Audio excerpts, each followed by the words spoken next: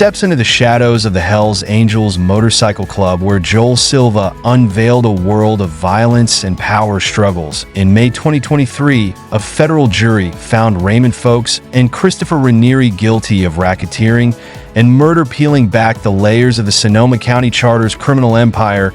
Get ready for a wild ride into the Hells Angels world with Joel Silva gone. We're uncovering racketeering, murder, and loyalty tests led by Raymond Folks and Christopher Rare. How did they navigate this gritty tale? Can the Hells Angels weather the echoes of their chaotic past? Join us as we peel back the patches and rev into a brotherhood where secrets ride shotgun. March 17th. 1948, Fontana, California. Several small motorcycle clubs decided to merge, birthing the Hells Angels. Otto Fiedel, a gutsy World War II vet, is often credited as the spark that ignited this roaring flame, breaking away from the pissed-off bastards over a fierce feud. Yet legend whispers another tale, suggesting Dick White of the Redlands Roadrunners kickstarted the club in 1951. A missing apostrophe in Hells only adds to the enigma. The club's name conjured by Arvid Olsen, an associate with a fiery past in China's Hells Angels squadron during World War II. Drawing inspiration from the death-defying squadrons of the World Wars, the Hells Angels embraced a legacy that echoed freedom and rebellion, a legacy set to roar through the annals of time. Chapters sprouted like wildfire across California, from San Francisco to Sacramento, and even as far as Auckland, New Zealand. In 1961, enter Ralph Sonny Barger. In 1957, the man who would disparate chapters into a brotherhood.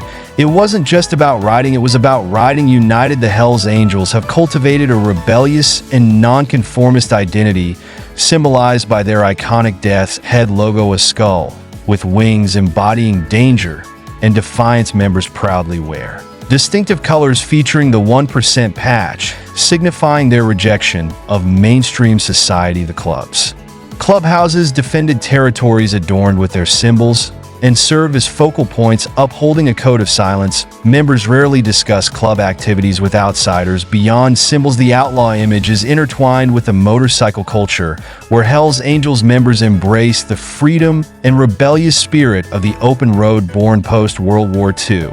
The Hells Angel Motorcycle Club has earned legendary status not just for their love of the open road, but for a darker side that has emerged over the years. Some members have veered into the world of crime, engaging in activities that range from drug trafficking, including the operation of meth labs and illicit distribution, to intense conflicts resulting in violent crimes. Accusations of organized crime have also been hurled their way, involving extortion and money laundering, adding another layer of complexity to the club's reputation.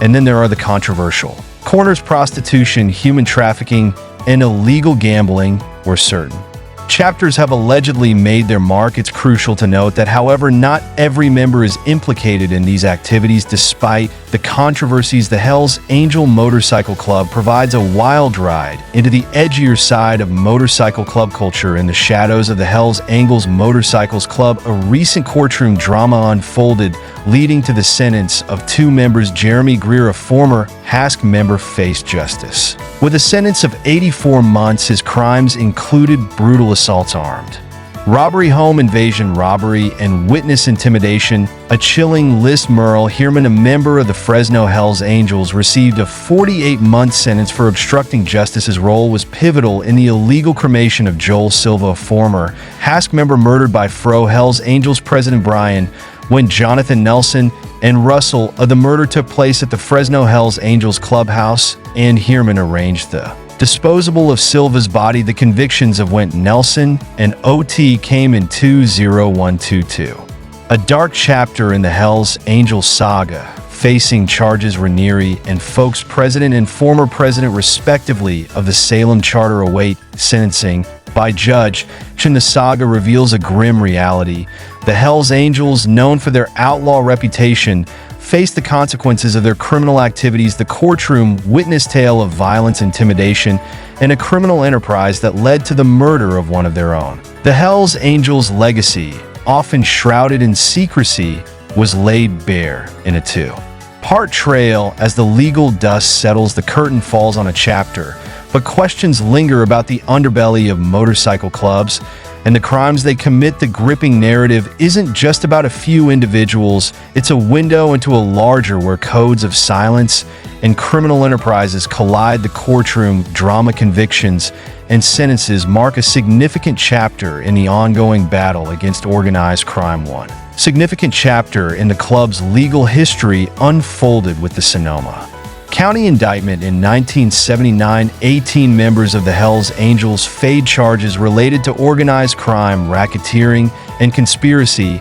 in Sonoma County, California. This case brought attention to the club's alleged involvement in criminal enterprises with accusations ranging from drug trafficking to violent acts. It became a landmark legal battle, shedding light on the inner workings of the Hells Angels and adding a layer of notoriety to the club's history. Another notorious incident was Laughlin, Nevada. A peaceful township turned battleground when the Hells Angels clashed with the Mongols during the annual Laughlin River Run. The Flamingo Hotel hosted the Angels, and Haars was filled with Mongols, setting the stage for a deadly brawl at Rose's Cantina Bar. 2 Angels were shot, 1 Mongol member stabbed, and chaos ensued, leaving dozens injured. Law enforcement's rapid response shut down the town, stranding people and closing casinos. Harry faced a lawsuit revealing motives rooted in years of gang rivalry. The incident, known as the River Run Riot, forever altered Laughlin's dynamics, prompting increased security measures and leaving a lasting impact on this once thriving motorcycle gathering. Accusations of organized crimes, the legal scrutiny of the Sonoma County indictment, and the notoriety of the River Run Riot all contribute to the complex narrative surrounding the Hells Angels Motorcycle Club. Despite these controversies, it's important to recognize that not every member is implicated in such activities. The Hells Angels Motorcycle Club continues to provide a wild ride into the edgier side of motorcycle club culture. The Hells Angels Motorcycle Club, known for its outlaw image, has been under the scrutiny of law enforcement for decades. Legal actions and law enforcement efforts against the club have been persistent due to alleged involvement in organized crime, violence, drug trafficking, and other criminal activities. Various law enforcement agencies, including the FBI, have dedicated task forces specifically targeting outlaw motorcycle gangs, with Hells Angels being a prime focus. These efforts involve extensive investigation, surveillance, and intelligence gathering to build cases against club members involved in criminal enterprises. Legal actions against the Hells Angels have taken different forms, including prosecution under the Racketeer Influenced and Corrupt Organizations RICO Act. RICO charges aim to dismantle criminal organizations by targeting leaders and members engaged in a pattern of racketeering activity. Such activities may include drug trafficking, extortion, money laundering, and acts of violence. Individual members are often charged with specific, ranging from drug offenses to assault, contributing to a broader strategy aimed at disrupting the overall criminal enterprise. The legal approach contributes to a broader strategy aimed at disrupting the overall criminal enterprise. The legal approach involves not only addressing individual criminal acts, but also dismantling the organizational structure that enables such activities to persist. Courts have handed down significant sentences to Hells Angels members convicted of various crimes, reflecting the severity of their actions. These legal actions are intended not only to punish individuals for their, but also to serve as a deterrent to others associated with outlaw motorcycle clubs. Law enforcement agencies continue to collaborate across jurisdictions to monitor and combat the activities of the Hells Angels and similar groups. The legal landscape surrounding outlaw motorcycle clubs